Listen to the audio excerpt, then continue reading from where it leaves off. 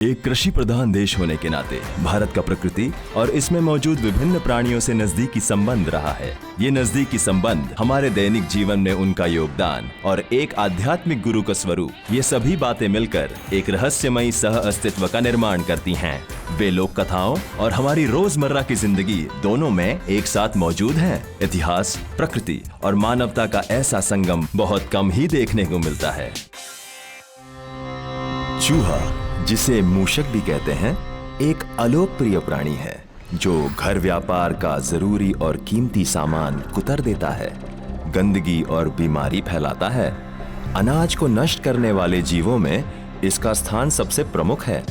लेकिन आपको हैरानी होगी कि आधुनिक जगत में नापसंद इस प्राणी को भारतीय पौराणिक कथाओं में एक विशेष स्थान प्राप्त है। क्या तुम्हें पता है पुराणों में मूषक इतना खास क्यों है? मूषक तो सबके प्रिय देव गणेश का वाहन है।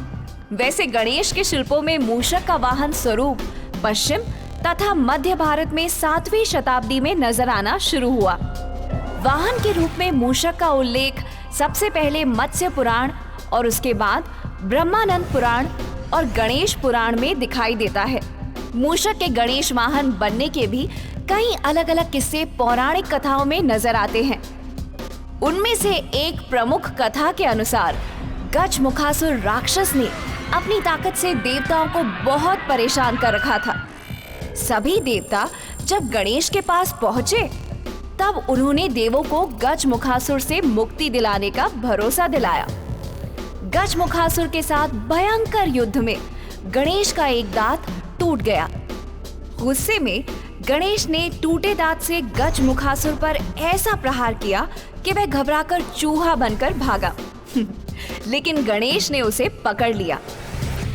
मृत्यु के भय से क्षमा मांगने पर गणेश ने मूषक रूप में ही उसे अपना वाहन बना लिया।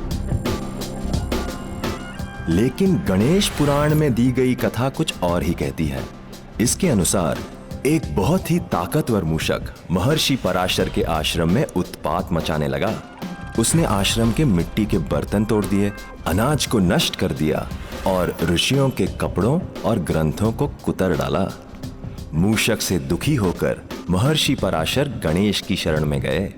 महर्षि की भक्ति से खुश होकर गणेश ने मूषक को पकड़ने के लिए अपना फंदा फेंका और उसे पकड़ लिया। गणेश को सामने देखकर मूषक उनकी स्तुति करने लगा। मूषक को शरण में आया देखकर गणेश ने उससे वरदान मांगने के लिए कहा। इस पर मूषक का अभिमान जाग उठा और उसने उल्टे गणेश से ही कुछ मांगने के लिए कह दिया। तब गणेश ने मुस्कुराकर उससे अपना वाहन बन जाने के लिए कहा। ये तो हुई पुराणों की बात, लेकिन मूषक का गणेश वाहन होना कई प्रतीकात्मक और सांकेतिक अर्थ भी देता है। मूषक शब्द बना है संस्कृत के मूष शब्द से, जिसका मतलब है चुराना। मनुष्य का दिमाग भी स्वार्थ से भरा और चोर जैसा होता है। गणेश का मूषक पर बैठना स्वार्थ पर जीत हासिल करने और अपने अंदर जन कल्याण की भावना पैदा करने का प्रतीक है। एक और मान्यता के अनुसार गणेश का विशाल शरीर ऐश्वर्य का और गजमुख शक्ति का प्रतीक है। लेकिन जीवन में परेशानी हो तो ऐश्वर्य और शक्ति का कोई मतलब नहीं, और इसी परेशानी को मूषक के रूप में दिखाया गया है। वो परेशानी जो जीवन को दुखी बना देती है।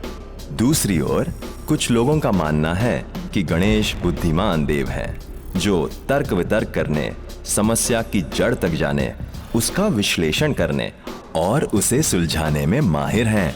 मूषक भी किसी वस्तु को चीर फाड़ कर मानो उसका विश्लेषण ही कर देता है। शायद इसीलिए गणेश ने मूषक को अपना वाहन चुना हो। एक सोच ऐसी भी है कि मूषक छोटे छोटे गड्ढों और पतले रास्तों से आसानी से गुजर सकता है। इसीलिए गणेश ने उसे अपना वाहन बनाया ताकि वो दुनिया के कोने कोने में पहुंचकर सबके विघ्न दूर कर सके।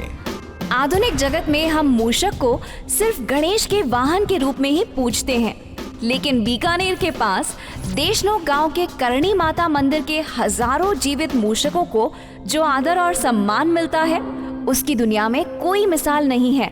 स्थानीय लोग इन मूषकों को कब्बा कहते हैं। उनके अनुसार 20,000 सैनिक एक युद्ध से भागकर देशनोक आए थे।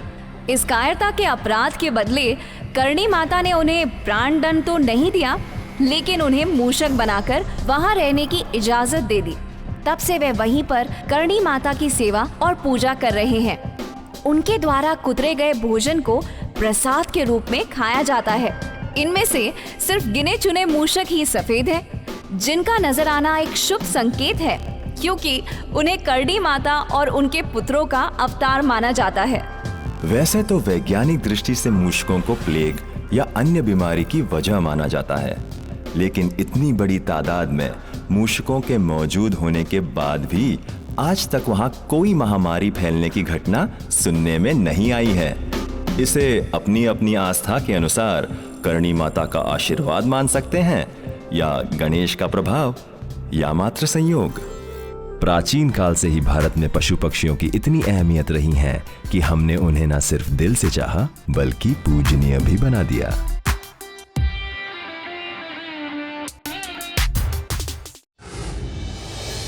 Like, share, subscribe and click on the bell icon to never miss an update from Epic.